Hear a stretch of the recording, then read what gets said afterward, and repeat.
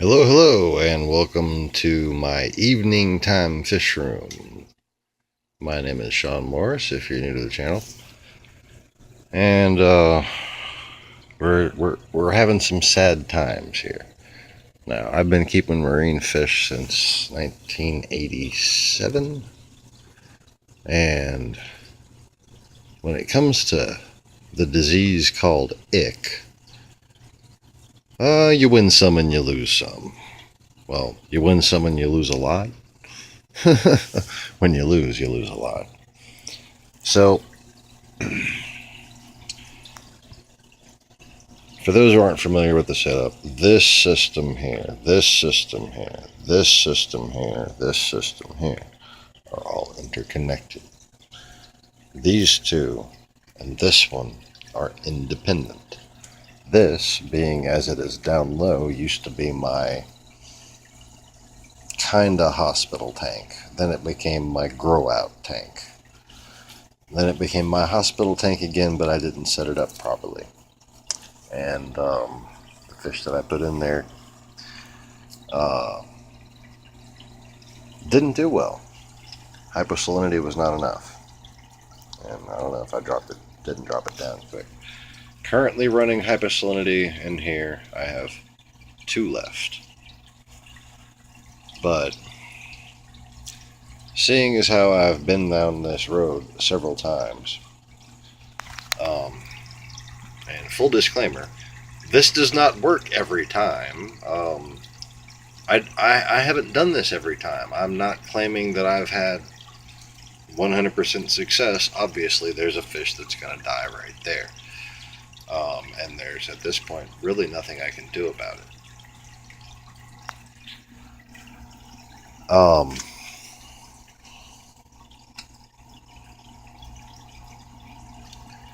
What I've been doing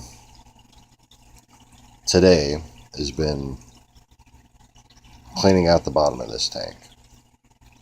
And this is a tip that, say, if you're a cripple and your back hurts like me and you didn't clean out the other tank, to swap them into again. Which, yeah, I didn't fucking do, because it's more of a pain in the ass than it looks, okay? And, well, today was a fucking busy day anyways. And then when I finally had time to think, I was thinking about stuff that I wound up making videos about. So, jeez. Can't win for losing. Anyway, I'm gonna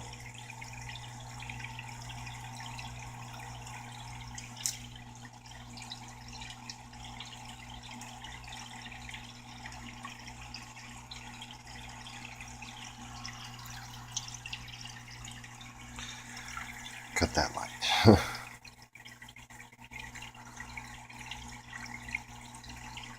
I raise these babies from eggs. That's their parents right there.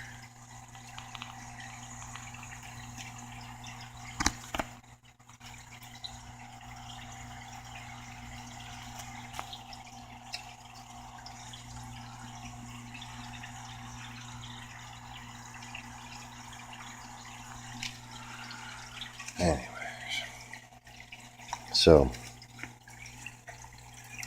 the first best way is, and since I have this right here, I'll explain it to you. I just fucking failed to do it, so I'm losing another fish. The first best way to treat ick, you drop the salinity. I'm currently running 0.1 or 0.010 salinity. Salinity is down to 10, basically.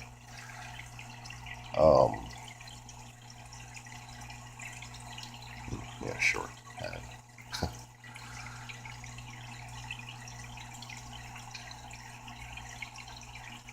But the main thing that I messed up here is I didn't switch. So what you want to do is you want to keep the lights off. Okay? And then move them. Preferably before dawn. And that's where I went wrong, because I'm busy in the mornings. But you see, you want, like, basically total darkness. Okay. And what's going to happen is all the ick that's on them that's mature is going to fall off once you achieve total darkness. Okay. But every time that happens, those things will immediately erupt and reinfect the fish as soon as there's light again. They don't need to wait. So, you turn the lights off. Before the lights come back on, you pull the fish out. The ick is in two places, on them and on the floor. You move the fish. Next night, you turn the lights out. In fact, you don't even really have to, per se, ever use light on a hospital tank.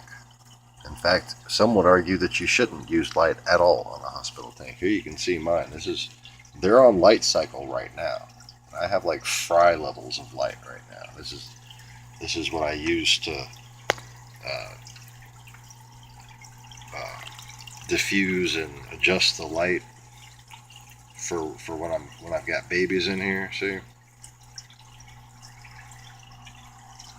I shouldn't do that. That's stressing me out.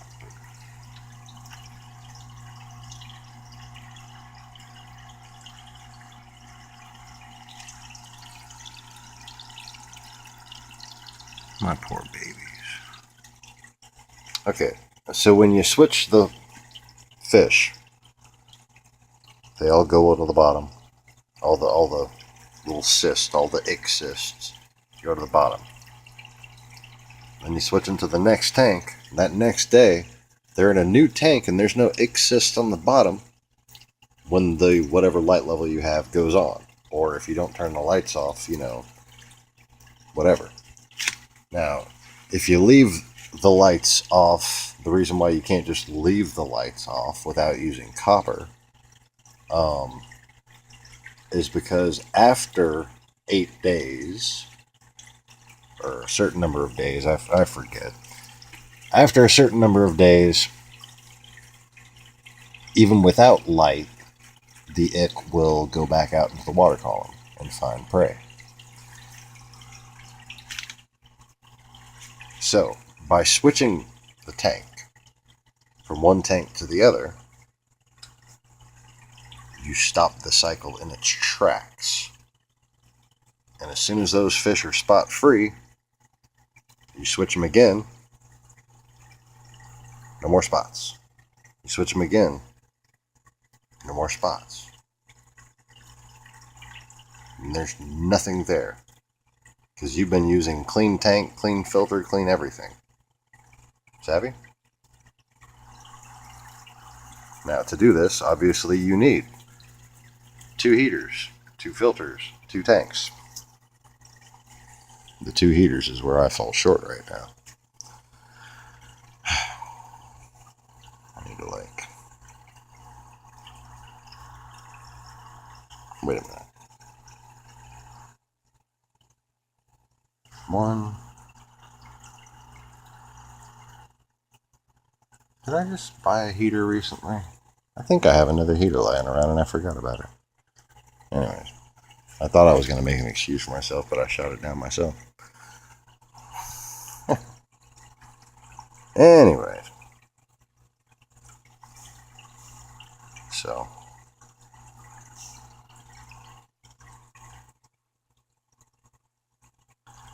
I think I'm going to go back to total darkness for them. But, so a theoretical thing that also might help, that I've noticed does help, like, okay, so the reason why I'm making this video is because after so many times of treating ick, like you have some successes and some failures, right? Well, I've noticed that there's more success when I do certain things. One of those things is when you set up the quarantine tank to where there's a vortex on the ground. Okay. And anytime anything settles in that stagnant point in the middle, you siphon it out. So theoretically, right, if you have Cryptocarion cysts floating around in the water and they're spinning all around in this vortex, the place they're going to settle is the same place all that food and poo settles.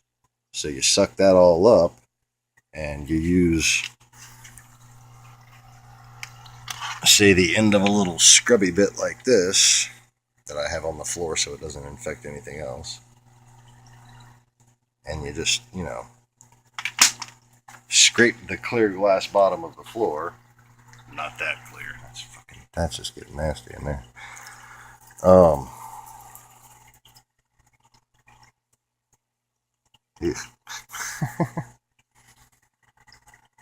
Theoretically, this should slow the progress of the Cryptocarion, of the ick cysts,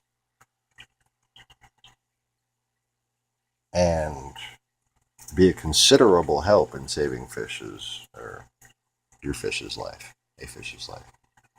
Some fish, I don't know. Whose fish? There's a stomatella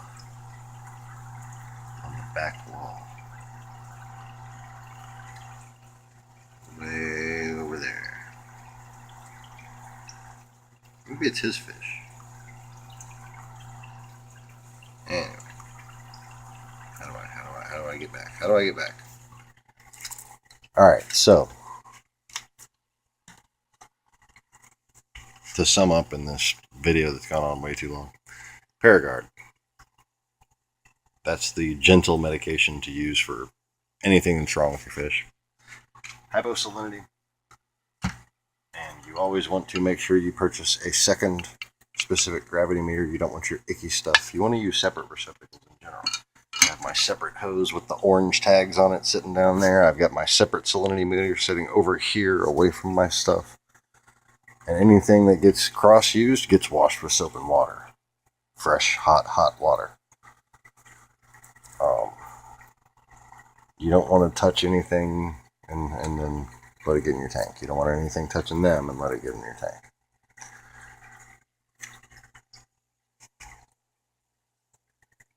Keep the salt water, the salinity down to 010, 019. I mean 009. Excuse me. And keep that bottom clean. Especially if you can establish a vortex with your little power filter. Get that vortex going. And good luck saving your fish's life. If there's any questions you might have, feel free to leave a comment. And if I ever get time to sift through all the damn Russian trolls, I'll try to reply. Peace.